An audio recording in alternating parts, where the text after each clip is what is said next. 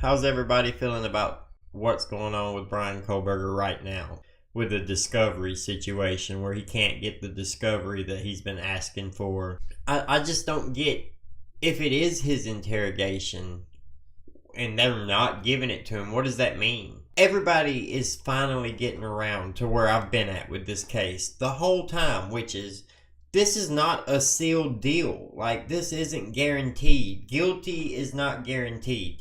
Yeah, there's a lot of things that look like Bryan Kohberger did it, but you've only heard one side of the story and we don't know all the facts, right? Before we were hearing about Brady Giglio. What is that? Oh, it might be a cop lied or a cop did this and it might not even be related to this case. What if it's related to whatever happened in the interrogation? What if Bryan asked for a lawyer and they asked him another question? You know, like, there's a lot that it could be, but there has to be some reason that they're not giving something if it's being asked for, right? I mean, it's the law. They have to. So it feels like they're holding something back. And I know everybody wants to scream that, oh, it's a conspiracy theory when you start talking about, well, maybe there's a cop that did something wrong or a dirty cop or anything, you know, a mistake or an actual mistake. No matter what, you're dealing with a suspect who's got a background in criminal justice. I mean, a master's in criminal justice and studying criminology, going for his PhD. He's not just, oh, some regular old guy. He's going to be looking for absolutely anything, whether he's guilty or not guilty. Either or, he's going to be searching for anything that he can use to help him in the case. And I think a lot of people don't understand that if those things do exist, if there are problems with the evidence or the chain of custody or his rights, any of that, that's real life. That's not just, oh yeah, but they know he did it, so they're going to lock him up anyway. No, that would cause evidence that proves things to get thrown away and not be able to be looked at.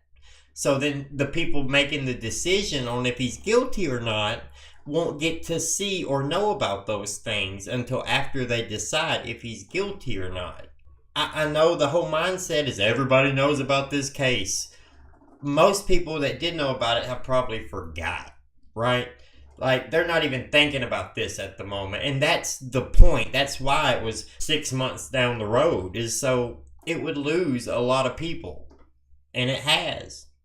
It's lost a lot of people. And as information doesn't come out, that's why you have News Nation spinning up 4-month-old stories like they're breaking news all of a sudden because they want to keep talking about it. There's a bit of an audience for it, but most of the people who were hot on this and were pitchforks mad, they're moved on. They're at Lori Vallow's case right now because that's what's important at the moment. Bryan kicked the can down the road, got most of the attention off of him except for a few YouTubers and News Nation. But with the gag order, we don't know anything. We know little bits and pieces from affidavits and information that was released beforehand. But nobody's just came out and gave us, straight up and down the story. We're all just making those assumptions off of those pieces of information. And some people, most of us, might have a pretty good idea of what that means, what happened. It could go either way, in my mind, as far as I'm concerned, on whether he did it or he didn't do it at the moment. But, I mean, a lot of things make it look like he did, but we haven't heard his side. And we don't know what we don't know. We don't know what the problems could be with the case. We don't know what could be being said in affidavits that's not true. It's not unheard of. It's not like it never happened. So the point is that the case isn't guaranteed. And either Bryan Kohberger is innocent or guilty. If he's guilty, hope he gets sentenced. If he's innocent, though, that means that you have an innocent person behind bars, their life completely ruined, even though they had really built one for themselves. If they are innocent of this, then they're a victim in this, right? But he may be innocent, or he may be guilty, But he may be smart enough, get this, smart enough, understand the law enough to flip this little police department on their head.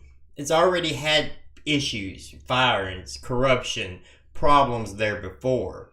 There's all kinds of rumors from the neighborhoods in that local area about certain things and certain cops and how they do stuff. We know that the lead detective on this case was 21, 22 years old. I mean, think about it. Things could happen.